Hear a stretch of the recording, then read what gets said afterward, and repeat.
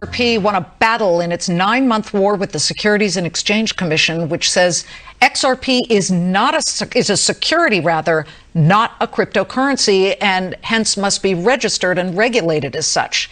Ripple had filed a motion demanding the SEC reveal its internal policy detailing the commission's rules on SEC employees trading and holding cryptocurrency. Ripple's thinking being if it could prove SEC employees have way in the past traded XRP, Bitcoin, and Ether, then the crypto company could argue the SEC had given Ripple clearance to operate XRP as a currency. While the judge in the case denied Ripple's motion, she did order the SEC to produce documents. Clearly, Ripple is not backing down from the fight, but with billions at stake and precedents that could be set for the entire cryptocurrency industry, we bring in Ripple CEO Brad Garlinghouse and Charlie Gasparino, who's been all over the SEC's case against Ripple XRP. And Charlie, we've got the backdrop of China's most forceful wording to date banning cryptocurrency, but let's start with you and what you've been breaking regarding Brad and Ripple. Yeah, and I want to start off questioning with Brad, but I want to make one point here. We've reached out to the following people. Jay Clayton, the former SEC chief who brought the case against you guys. It was his last act in office as SEC chief under President Trump. Bill Hinman, the former head of corporate finance, who presumably was part of that decision since Mr. Hinman headed a lot of the regulatory stuff involving crypto. We've reached out to the people who run Ethereum because they play a role in this too. We've reached out to the SEC's press office to get in touch with Gary Gensler because he's continuing the case that Clayton brought. So I guess this is where it comes down to for me, Brett. Ripple was charged by the SEC for failure to do disclosures after, if you look at it pretty objectively, I've looked at it objectively, doing much the same thing that Ethereum did, but Ethereum and its Ether cryptocurrency has gotten a complete pass. Bill Hinman gave him a pass in his speech, that famous 2018 speech.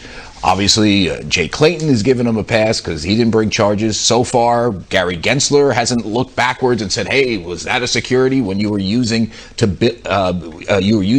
to build out the Ethereum blockchain, and you guys are being dinged because you presumably are using XRP to continue to build out." Why do you think there is these two standards, just from your standpoint? Look, I'll start, Charlie. Thank you for having me. Liz, thank you for having me. I think there has been and continues to be a lack of clarity. I think the points you're making about the statements the SEC has made about Ether certainly is one example of that. But look, I think as you have reported, Charlie, that if we want this industry to thrive here in the United States, there needs to be clarity. And I don't think we can just continue to say, hey, there is clarity, as we've heard from SEC officials, even more recently under Chair Gary Gensler's leadership. And we can't both say there is clarity and also ask Congress to write new laws to make it clear. Like, both those things can't exist. So Ether's one good example of where they have said, and even a little bit backtracked under Gensler's administration as to whether or not Ether is or is not a security. But there's a lot of lack of clarity. I have been out there publicly with even Liz years ago speaking about the need for this clarity for this industry to thrive here in the U.S. Do you think there is a conflict of interest between what Jay Clayton does now in private practice? I must admit, I know Jay. I think he's an honest guy, but he does work for companies that do stuff involving crypto, not with your crypto, with Ether and Bitcoin. Do you think that's the conflict of interest that's going on here, that there's that they've picked winners and losers for business reasons? A lot of people who own XRP believe that. I'm not saying I do, but that's been out there. What do you think? Yeah, I mean, look, Charlie, your reporting, I think, is on point here. And I think the timing, the fact that right on the last day of Chairman Clayton's kind of really final act, as you indicated, brought this lawsuit. I get this question a lot. I don't know what people's intent are, and so I've tried to stay out of that. Suffice it to say, I think the timing stinks. I think it's not a good look. I think we have to go back to what is the mission of the SEC? The mission is to protect investors and help ensure orderly markets. In this case, you have actually more than 10,000 people who are holding XRP have filed a class action against the SEC. I've read it. These are the exact people the SEC is supposed to be protecting, and they're saying, hey, you did the opposite. So you didn't provide clarity. You actually allowed XRP to be listed and traded very freely across the United States. More and more people got involved. It's traded for 8 years. And then you brought a suit driving the price down 60 or 70%. If the goal is orderly markets and the goal is to protect investors, I think we've lost picture of lost sight of the big picture of what the SEC's mandate is. Now Gary Gensler, the current SEC chief, is kind of carrying Jay's water here a little bit. He's continuing the case. Some would say that he's even more he's actually doing more regulation by enforcement than Jay Clayton.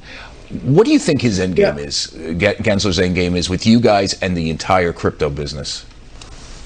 Obviously, I've read the same information you have about what Coinbase has publicly stated about the SEC's posture towards them.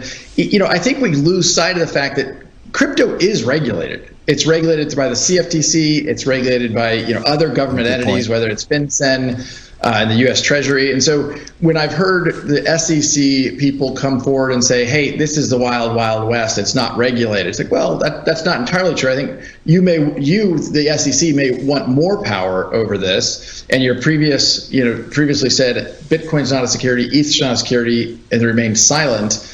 There seems to be kind of backtracking there and said, "Hey, come talk to us." Yet every time someone goes to talk to them from the crypto community, it feels like it's lead generation to bring enforcement actions. That's not a good way for us to help this industry thrive in the United States, as you've reported, Charlie. Thank you. Brad, if I were on Gary Gensler and Jay Clayton's side of this, which I'm not, I'm just playing devil's advocate. XRP, of course, is the native asset of the XRP blockchain. And it was pre-mined, meaning, with Bitcoin, everybody knows there were an original... I can hear your voice, yes. Original 21 million for Bitcoin. But with XRP, it was pre-mined. And their point would really be that they would trade that almost as an asset. You would. And it doesn't sound like an actual currency. And maybe that's what they're going for. Where do you get sort of the ability to stand up and say, no, that is not an asset, that is a currency? Brad, can you hear us? 1 second. Charlie, I think, can you? Brad, can you hear me? Yes, I can hear you. Okay.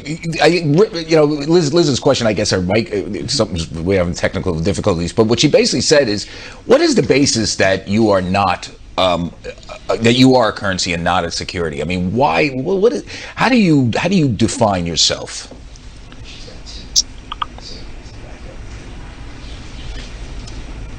Brad? I do believe we're going to try and reestablish the audio with Brad at the moment, but we're going to take a quick break. We're going to figure it out. We'll get the connections going once again, and we'll be back with Brad Garlinghouse in just a second. Dow's up 65 points. Charlie and I coming right back. Okay, Charlie and my Twitter feed has just gone crazy. We have Ripple CEO Brad Garlinghouse back along with Charlie, but stocks are also hitting session highs. Dow is up 82 points. You saw the rest. Okay, Brad, well, wait a Charlie second, and I are wait back. a second. I just got breaking news that Gary Gensler and Jay Clayton were in the control room and they cut Brad's mic. Stop. This is breaking news here exclusively at Fox. I'm just kidding. Just kidding. Okay, Brad, what I was asking you before, to play devil's advocate, is simply what you've heard before too, but I need to restate it. Ripple is a little bit different. You've got XRP as the native token or coin or asset, whatever, native asset of the XRP ledger. And you created about 100 billion tokens in advance that were pre-mined, and periodically you release them. At least you own a chunk of that, and periodically you release it. It's almost like you control very much the price, because if you start flooding the market on any given day with more XRP, the price might go down. That feels like an asset versus a currency. And we know that Ether was allowed to do something very similar, but what do you have to really fight through that argument on behalf of the SEC? Well, there's a whole bunch of things I want to clarify there. I mean, the first and I think maybe most important is that the decentralized open source technology we call the XRP ledger pre-existed the creation of Ripple, the company. Mm-hmm. So Ripple, the company, never did an ICO. an ICO referring to initial coin offering. And again, one of the things that we were discussing earlier that Charlie called out, Ether did very publicly do an ICO, initial coin offering, which many people would call a securities offering. That is not what Ripple, the company, has done. There's different ways that these technologies work. One is proof of stake, and that's where the Ethereum community is moving. You have proof of work. That's how the Bitcoin blockchain works, through mining, which it consumes a massive amount of energy. The earliest engineers who created XRP were trying to build a better cryptocurrency, a faster, more scalable, more efficient, and less costly, and certainly massively more efficient from an energy point of view. And I think Ripple has certainly just sought to further the agenda of that XRP community. Owning a lot of XRP and saying that's a security is kind of like saying that oil is a security of Exxon, or gold is a security of the largest gold mining companies. It just doesn't really make sense. Well, let me ask Brad a dumb reporter, non-crypto expert question, which is me. Why don't you just give all the disclosure to the SEC like they wanted? Could that have solved the puzzle? Or the problem, I guess? Charlie, look, as you know, Ripple is an extremely transparent company, particularly relative to the crypto industry. If you start treating XRP as a security, however, that means you're subject to a whole lot of regulations, costs associated with a security settlement. If you're using, again, the magic of what is XRP is how incredibly fast and how incredibly cost efficient it is for these cross-border payments, how Ripple deploys the technology. If you start treating it as a security, the costs and speed change dramatically. Okay. And really, that's an example where the SEC is in effect picking the winners and losers of this new industry. And that's not the role of the government in this case. Yeah. Are you ever going to settle with them? Because I know people like you, I've covered this a million times. Yeah, we're going to get them. We're going to win. And then all of a sudden, let's say, let's just settle. Is that going to happen with you guys? Look, I think that to the extent we can find a constructive path forward with the SEC, we of course want to find that. There's no scenario, though, that we're going to settle unless there's absolute certainty about what is XRP on a go-forward basis. And it's very clear in how Ripple is using these technologies, how many, many scores of other people in the XRP community are using these technologies. They're not securities. They don't represent an ownership in Ripple, the company. Okay. Brad, there are people who say, don't take on the government. This is a Coinbase issue right now, where Coinbase came out and initially really came out swinging against the SEC, saying, why are you guys trying to tamp down on our lending, idea where we pay a little bit of interest on this, and now they put it off. They back down. Will you back down? And I know it's different from the question Charlie just asked, but is it really smart, and what is your in-house counsel telling you? Well, I'm going to keep the attorney-client privilege intact, and he'll be happy that I'm not commenting on that specifically. Look, we have a clear vision of how XRP can be an incredibly powerful tool, not just for how Ripple is using it for cross-border payments, but how it can be used across other industries. And there's a lot of other people in the crypto community, in the XRP community, doing amazing things with XRP. So my view is, look, we're going to keep pointing these things out. We're going to educate the market. We're going to educate the judge involved here. And, I think as we have discussed here, I don't think the role of the SEC should be to pick winners and losers. And there's a lot of conflicts that I think we as an industry deserve and need the clarity so that the U.S. can thrive in this industry, just as we did in the Internet of Information 20 years ago. Good point. Excellent point to end on. Brad, come back. We're following this story. Charlie's all over it. We've been all over it. Brad Garlinghouse of Ripple XRP. We are coming right back. Dow is up 79 points. Go ahead, like, subscribe, and comment. I appreciate you guys. Bye.